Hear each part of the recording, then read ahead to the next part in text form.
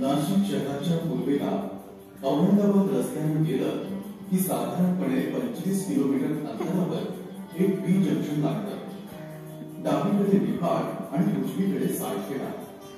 इथे उजवीकडे वळलं की आपल्याला नांदूर मध्यमेश्वर अभयारण्याची पाटी दिसते। याच रस्त्याने सरळ जात आपण गोदावरी नदीचं विस्तीर्ण पात्र ओलांडून सायखेडा गावाच्या वेशीपाशी येतो। या वेशीतून जाणाऱ्या रस्त्याने सरळ सरळ 11 ते 12 किलोमीटर अंतरावर नांदूर मध्यमेश्वर धरणाची भिंत लागते। हे धरण इंग्रज राजवटीमध्ये गोदावरी आणि कालवा संगमावर 1911 साली पूर्ण झाल्याची नोंद इथे आहे।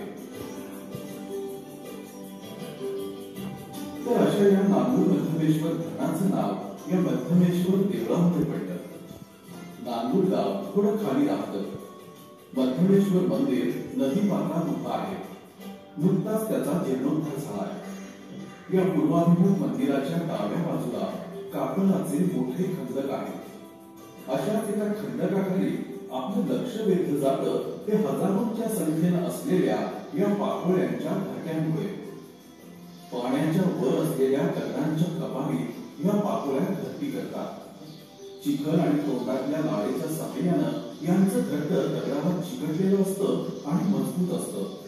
अगदी पावसाळ्याच्या पुरात सुद्धा ही घरटी अबाधितपणे वर्षानुवर्ष टिकून आहे। ही घरटी बघायला दस्तूर खुद्द डॉक्टर सालीम अलीही आकृष्ट झाले होते।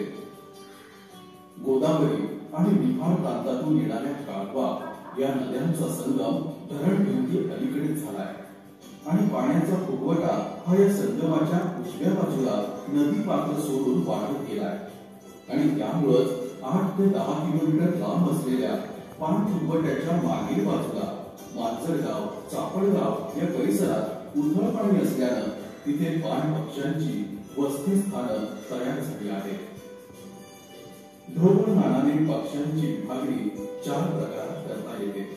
पाणथळ पक्षी, गवताळ पक्षी, झाडांवरील पक्षी आणि शिकारी पक्षी। नांदूर मध्यमेश्वराचं वैशिष्ट्य हे की 4ही प्रकारच्या एकूण 243 प्रजातींचं वर्षभराच्या कालखंडात आपण इथे निरीक्षण करू शकतो। त्यातल्या काही पक्ष्यांची माहिती आणि चलचित्र आपण या चित्रफितीद्वारे बघू शकणार आहोत। पाणथळ विभागातील एकूण 85 प्रकारच्या पक्ष्यांचा इथे आढळ दिसून येतो।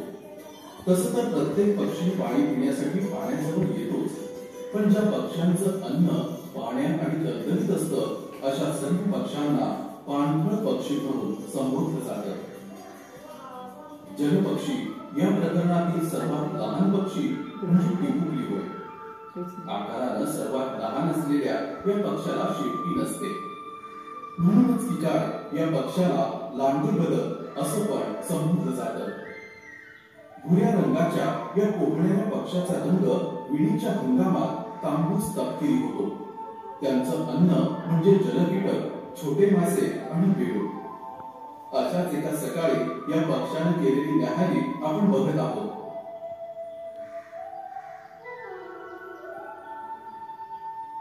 भारतात दिसणाऱ्या बदक या प्रकारातील बहुसंख्य जातीची बदकं नांदूर मध्यमेश्वर इथे आढळतात। त्यात प्रामुख्याने बावर, चक्रवाक या प्रकारात उल्लेखित केलेल्या बदकाचा असतो। इंग्रजीमध्ये या बदकाला ब्राह्मण शेल्टर असं म्हणतात। भगव्या बदामी रंगाचे अंग असून डोके आणि मान मात्र केतकी रंगाची असते। हे पक्षी जोडीने किंवा घोळक्याने चालतात। एकमेकांना साथ घालण्यासाठी एकसारखे ऑंग ऑंग ऑंग असं ओरडतात। ही बदकं हिवाळ्यात हिमालयातून इकडे स्थलांतर करतात। उत्तर भारतातून इकडे येणाऱ्या बदकांपैकी आणखी एक महत्वाची प्रजाती म्हणजे खापट्या किंवा इंग्रजीत नॉर्दर्न शॅवेलर। या बदकामध्ये नर आणि मादी दिसायला वेगवेगळे असतात। मादीचा रंग फिकट तपकिरी असतो, तर नराचा छातीचा भाग पांढरा आणि पाठीवर तपकिरी रंगाची पिस असतात। तसंच डोकं काळसर तपकिरी हिरव्या रंगाचं असतं, तर डोळे पिवळे असतात। या बदकाचं आणखी एक वैशिष्ट्य म्हणजे याची चोच लांब आणि पसरट असते, म्हणूनच याचं नाव खापट्या पडलं असावं। चिमणशिंद्र्या किंवा कॉमन पोचार्ड या जातीची बदकं त्या मानाने लहान असतात आणि सूर्यप्रकाशात या बदकाची मान आणि डोकं तांब्याच्या रंगाचं दिसतं. बाकीचं अंग पांढरं करड असतं. या बदकाच्या मादीचा रंग सुद्धा फिकट तपकिरी रंगाचा असतो. चिमणशिंद्र्याचा आणखी एक परिबंध म्हणजे नयनसरी आणि लालशीर बदकांचं कळ इथे हिवाळ्यात आगमन होतं. शिवाय लहान बदकांमध्ये कापशी बदक, छोटा मराल बदक, दिवई बदक यांच्याबरोबर शेंडी बदक, हळदी कुंकू आणि तलवार बदक यांचेही जथ्थे इथे दिसतात. आकाराने मोठ्या असलेल्या या वैशिष्ट्यपूर्ण बदकाला मराठीत नक्का बदक तर इंग्रजीत कोंबड असं म्हणतात. संपूर्ण पांढऱ्या शरीरावर काळ्या राखाडी रंगाचे ठिपके आणि निळसर हिरवी झाक असलेले पंख हे या बदकाचं वैशिष्ट्य. या नर बदकाच्या चोचीवर एक भली मोठी मांसल गाठ असते. म्हणूनच या बदकाला नकली बदक हे नाव पडलं असावं.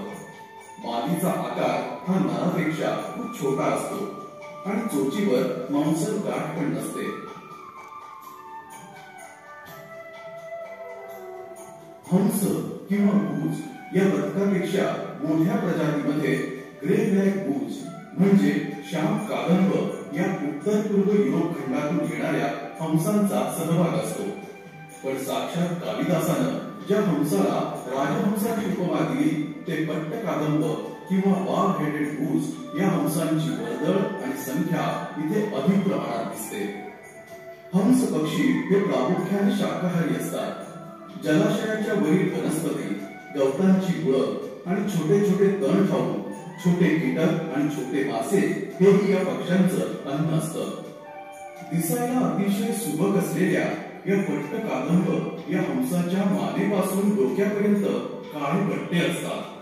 बाकी अंग पांढरं आणि करड असतं. हिमालयातल्या जलाशयांच्या काठी हे हंस अंडी उगवतात. पिलं उडण्यायोग्य झाल्यानंतर हिवाळ्यात मात्र ते उत्तर प्रदेश पासून कर्नाटक पर्यंत स्थलांतर करतात. पावसाळ्यात रणकुंपट्यात पाणी भरतं आणि बदकांची ही खरी खैरात असते. आता ही पहा, बदकांची एक माळ उडत जाताना दिसते. किती मनोहरी दृश्य दिसतं ते. बदक फुलानंतर आपण बक फुलाकडे वळूया. बक म्हणजे बगळा. या कुळातील पण असंख्य प्रकारच्या पक्ष्यांसाठी नांदूर मध्यमेश्वर हे अभय स्थान आहे.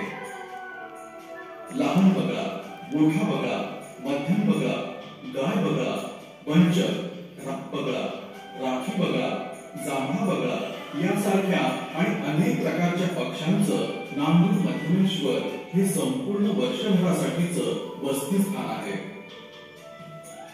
बगळ्यांच्या जातीतील सर्वात मोठा म्हणजे मोठा बगळा होय. याला इंग्रजीत लार्ज इग्रेट असं म्हणतात. अतिशय बारीक 1.5 ते 2 फूट उंच यांची मान असते आणि स्वारी ऐटीत धांगा टाकत पाणवठ्यातून भक्ष्य शोधत असते. बगळ्यांचं भक्ष्य म्हणजे मासे, बेडूक, पाण्यातील कीटक, टॅडपोल वगैरे. मराठीत वंचर तसंच इंग्रजीत पॉन्ड हेरॉन असं नाव असलेल्या बगळ्याची खासियत म्हणजे तासन तास एका जागेवर उभं राहून भक्ष्य मिळण्याची प्रतीक्षा करणे.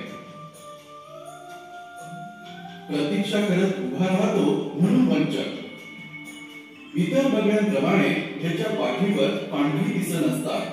काळसर तपकिरी रंगांची पिसं असतात. उडताना मात्र खालून तो पांढरा दिसतो. गाय बगळा किंवा कॅटल इग्रेट या बगळ्याची ओळखण्याची खूण म्हणजे याच्या डोक्यापासून मानेवर तांबूस तपकिरी रंगांची पिसं प्रजनन काळात दिसतात. चिखलातील किडे, सरडे, छोटे साप आणि गायीच्या मानेवरील गोचिडी हे या पक्ष्यांचं प्रमुख अन्न आहे. गुरांच्या जवळून आपलं भक्ष्य ग्रहण करत असल्यामुळं या बगळ्याला गाय बगळा म्हणतात. हा पक्षी सहसा पाण्यात उभं राहून शिकार करताना दिसत नाही. इंग्रजी स्कॉट किंवा मराठीत बलाक कुळातील जातीच्या पक्ष्यांचं नांदूर मध्यमेश्वर हे नंदनवन ठरावं. नांदूर मध्यमेश्वरच्या उथळ पाणफुगवट्यामुळे बलाढ्य पक्ष्यांना पाण्यात उभं राहून भक्ष्य मिळवता येतं आणि ठिकठिकाणी असलेल्या ढाब्यांवर किंवा बेटांवर विश्रांतीसाठी बसता येतं. चित्रबलाक किंवा इंग्रजीत पेंटेड स्टॉक हे पक्षी काही महिने सोडले तर इथेच ठाण मांडून बसलेले असतात. गेल्या काही वर्षात तर या चित्रबलाक पक्ष्यांनी इथे नदी किनाऱ्यावरल्या झाडांवर चक्क घरटी बांधून वसाहत केल्याचं दिसतं. अतिशय सुरेख आणि काळ्या पांढऱ्या पिसांबरोबर गुलाबी पिसं आणि चोच आणि डोकं भगव्या रंगाचं असतं. हे पक्षी कळपातच राहतात. शिवाय यांचं उड्डाण मनोहर दिसतं.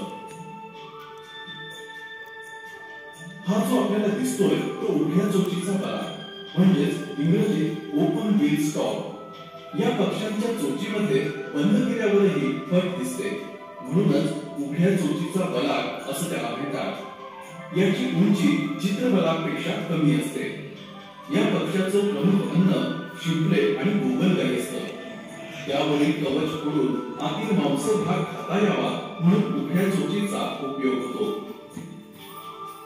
अजून एक बलाक जातीतील प्रामुख्याने दिसणारा पक्षी म्हणजे पांढऱ्या मानेचा बलाक किंवा गुली नेट स्टॉक.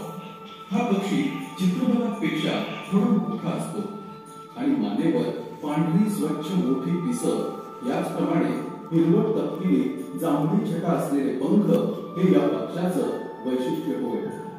हा पक्षीपण स्थानिक प्रजातीमध्ये मोडतो. स्थलांतरित बलाकांमध्ये दिसणारा पक्षी म्हणजे पांढरा बलाक किंवा व्हाईट स्टॉक. हे पक्षी युरोपातून इथे स्थलांतर करताना दिसतात. अतिशय रुबाबदार चाल, गुलाबी पाय आणि चोच आणि पंखांच्या कडेला असणारी नक्षी उठून दिसते. एके वर्षी तर या युरोपियन पक्ष्यांची जोडी संपूर्ण वर्षभर वास्तव्य करून होती. याचबरोबर काळ्या मानेचा आणि संपूर्ण काळसर असणाऱ्या बलाकांचाही इथे हिवाळ्यात वावर आढळतो. पांढरी स्वच्छ पिसं, काळे पाय, लांब चमच्याच्या आकाराची चोच हे वैशिष्ट्य आहे ते स्पुंगी या पक्षाचे. बलाक पक्ष्यांसमवेत उथळ पाण्यात कळपाने उभे राहून हे पक्षी लक्ष वेधतात. पाण्यातील जीवजंतू मासे पकडण्यासाठी यांची चोच वैशिष्ट्यपूर्ण चमच्याच्या आकाराची असते. याचप्रमाणे लांब चोचीचा आणखी एक पक्षी म्हणजे ग्लॉसी आयबिस किंवा छोटा शराटी. काळसर हिरवी चकाकणारी याची पिसं असून पाण्याखाली जमिनीतले किडे पकडण्यासाठी यांची चोच वैशिष्ट्यपूर्ण पद्धतीने वाकवलेली असते. याच प्रजातीमधील पांढरा शराटी आणि काळा शराटी यांचाही वावर इथे असतो. जे पक्षी पाण्याच्या काठावर छोट्या जीवजंतूंची शिकार करताना दिसतात त्यांना पांढर काठावरील पक्षी किंवा इंग्रजीत वेडर असं संबोधतात. नांदूर मध्यमेश्वर हे ठिकाण जांभळी पाणकोंबडी किंवा पर्पल मूनहेड या पक्ष्यासाठी अतिशय प्रसिद्ध ठरावे. लाल चुटूक चोच, संपूर्ण शरीर निळं आणि जांभळं आणि पायाच्या पंजांची लांब बोटं हे या पक्ष्याचं वैशिष्ट्य. नांदूर मध्यमेश्वरला असलेल्या डायफा वनस्पतीवर या जांभळ्या पाणकोंबडीला अंडी घालायला उपयुक्त जागा मिळते. त्यामुळे यांची संख्या वाढवायला मदत होते. छोट्या छोट्या पाणथळ पक्ष्यांचं अभयस्थान असलेल्या या नांदूर मध्यमेश्वरला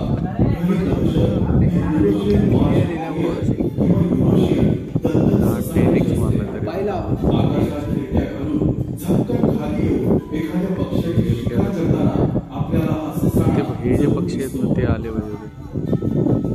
त्याचप्रमाणे यावर्षी बऱ्याच दिवसानंतर आलेला तो टॉवर आहे ना पुढे याच्यावर ठेवून बघा वर खाली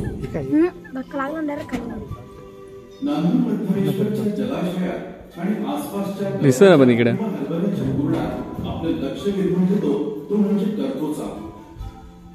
आयडिया चांगली लावली आपण हा कर ना तो कोंबडवाणी मोरवाणी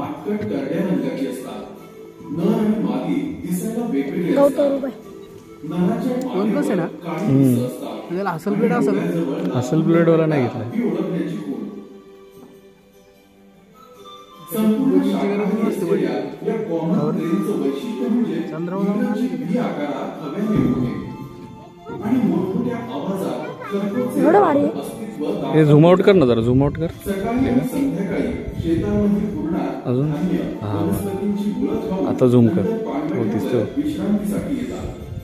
हे पक्षी उत्तर भारत एक नंबर ना बघ, हे बघ बघायला आपल्याकडे हिवाळी इथून बघा. म्हणून येतात.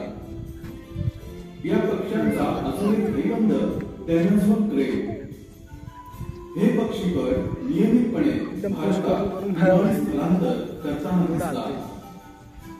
एवढी जबरदस्त विविधता असलेल्या या पक्षी तीर्थाचं खरं म्हणजे. भरपूर आकर्षण म्हणजे रोहित पक्षी.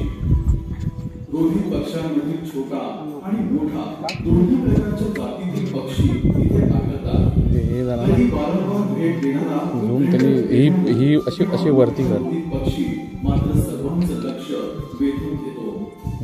साधारण 5 ते 5.5 फूट उंची, पांढरी गुलबसंगाची केसं, आपल्या बाजूला तांबडा आणि काळा रंग, इंग्रजी बेस आकाराची लांब मान आणि वैशिष्ट्यपूर्ण वळवलेली दातेरी चोच हे या पक्ष्यांचं वैशिष्ट्य म्हणता येईल. या पक्ष्याचं अरे ह्याला कानापासून बाजूला करा. हा एक वेगळं सुखाचं हो अरे हे तुझं कान, अरे हे बंद कर की.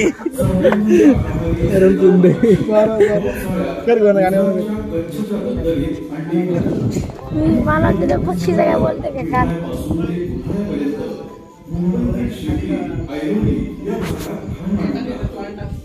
या प्रवासात नाशिक जिल्हा येत असल्यानं नाशिक जिल्ह्यातील पाणथळ जागा हे या पक्ष्यांचं आवडतं स्थान आहे.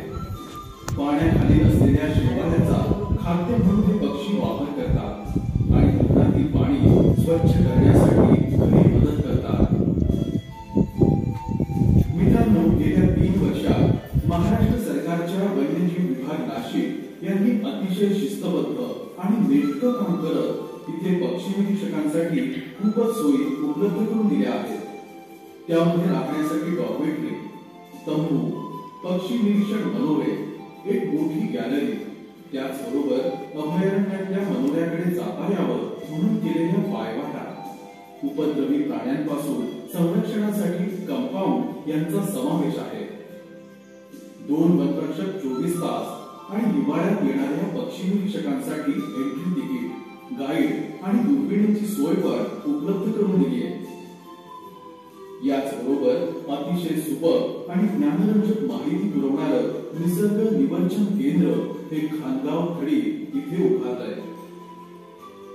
या निवर्चन केंद्रात विविध पक्ष्यांच्या अधिवासाच्या जागा, घरटी यांचे देखावे आणि पाणथळ विभागातील पक्ष्यांचे प्लास्टर ऑफ पॅरिस मधील सुबक आणि आकर्षक शिल्प इथे उभी केली गेली आहेत. पक्षीकुला संबंधीची माहिती आणि संवर्धन या बाबी पर्यटक, अभ्यासक यांच्यापर्यंत पोहोचतील याची काळजी घेण्यात आली आहे. मित्रांनो, नाशिक नगरी ही कुंभनगरी म्हणून प्रसिद्ध आहे. याच्या जवळच असलेल्या या नांदूर मध्यमेश्वरला दर हिवाळ्यात पक्ष्यांचा कुंभमेळा भरतो. विविध प्रकारच्या 243च्या वर प्रजातींचं आपण इथे निरीक्षण करू शकतो. वन विभागाच्या प्रयत्नांनंतर आणि महाराष्ट्र सरकारच्या पाठपुराव्याने या पक्षी तीर्थाला रामसार यादीत समाविष्ट करण्यासाठी नुकतंच अनुमोदित करण्यात आलं आहे. रामसार यादीत समाविष्ट राहण्यासाठी आणि महाराष्ट्रातील पहिले रामसार यादीतील नाव घेण्यासाठी आपण सर्वांनी, स्थानिक लोकांनी, स्थानिक संस्थांनी, स्थानिक प्रशासनांनी या कार्यात सहभागी होऊया आणि नांदूर मध्यमेश्वर पक्षी अभयारण्याच्या या 30व्या वर्धापन दिनानिमित्त ही एक माहिती वजा चित्रफित प्रदर्शित करताना महाराष्ट्र राज्य वन्यजीव विभाग नाशिक यांना अतिशय आनंद होतोय. या चित्रफितीचा विविध शाळांमधील विद्यार्थी, पक्षी निरीक्षक, स्थानिक संस्था यांनी लाभ घ्यावा आणि या चित्रफितीचा उपयोग निसर्ग अबाधित राहण्यासाठी आणि निसर्गाचं संरक्षण करण्यासाठी व्हावा ही नम्र विनंती.